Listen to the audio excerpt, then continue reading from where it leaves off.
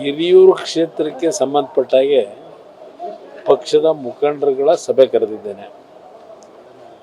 ಹಿರಿಯೂರಿನ ವಿಧಾನಸಭಾ ಚುನಾವಣೆ ಅಕಾಲಿಕವಾಗಿ ಏನು ಸುಧಾಕರ್ ಅವರ ಮರಣದ ಹಿನ್ನೆಲೆಯಲ್ಲಿ ಯಾವಾಗ ಬೇಕಾದರೂ ಚುನಾವಣೆ ಬರಬಹುದು. ಆ ದೃಷ್ಟಿಯಿಂದ ಇವತ್ತು ಎಲ್ಲ ನಮ್ಮ ಮುಖಂಡರುಗಳ ಅಭಿಪ್ರಾಯ ಪಡೆಯತಕ್ಕಂಥದ್ದು ಆ ಒಂದು ಹಿನ್ನೆಲೆಯಲ್ಲಿ ಕರೆದಿದ್ದೇನೆ. ಇದು ಒಂದು ಭಾಗ ಹಿರಿಯೂರಿನ ವಿಷಯ.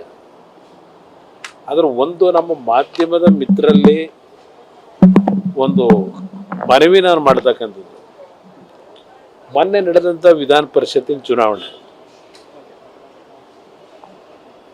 ನಾನು ಚುನಾವಣೆ ಗೆಲ್ತೀನಿ ಅಂತ ಅಭ್ಯರ್ಥಿ ಹಾಕಿದ್ದಲ್ಲ.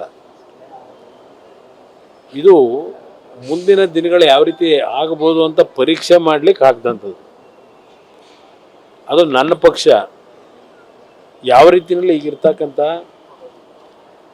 ಪರಿಸ್ಥಿತಿನಲ್ಲಿ ಒಂದು ಧೈರ್ಯವಾದಂಥ ನಿರ್ಣಯಗಳನ್ನು ಮಾಡ್ತಾರೆ ಅಂತಕ್ಕಂಥದ್ದನ್ನು ಪರೀಕ್ಷೆ ಮಾಡಬೇಕು ಅಂತಲೇ ಅಭ್ಯರ್ಥಿ ಹಾಕಿದ್ದೆ. 2 ಸಭೆ ಮಾಡಿದ್ದೆ.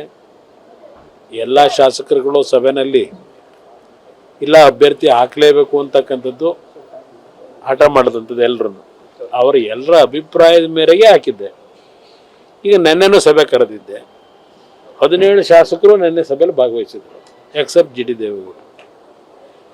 ಎಲ್ಲರೂ ಸಹ ಅವರವ್ರದೇ ಆದಂಥ ಇದನ್ನು ಏನು ಕೊಟ್ಟಿದ್ದಾರೆ.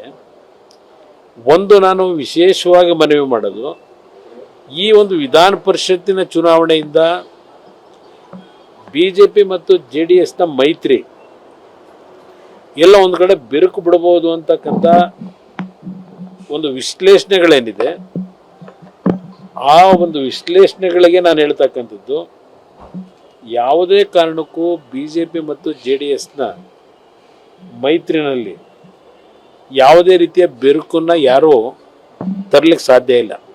ಅದನ್ನು ಭಾಳ ಸ್ಪಷ್ಟವಾಗಿ ನಾನು ಹೇಳ್ತೇನೆ. ಈಗ ನಾನು ಅಭ್ಯರ್ಥಿ ನಿಲ್ಲಿಸಬೇಕಾದ್ರೂ BJPಯ ಹೆಚ್ಚುವರಿ ಮತಗಳ ಬಗ್ಗೆ ವಿಜೇಂದ್ರ ಅವ್ರಿಗೂ ಮಾತಾಡಿದ್ದೇನೆ, ಅಲ್ಲಿಂದ ಅಶೋಕ್ ಅವ್ರಿಗೂ ಮಾತಾಡಿದ್ದೆ, BJPಯ ರಾಷ್ಟ್ರೀಯ ಅಧ್ಯಕ್ಷರ ಜೊತೆನೂ ಮಾತಾಡಿದ್ದೆ. ಅವರೆಲ್ಲರೂ ಸಹಮತವೂ ಇತ್ತು.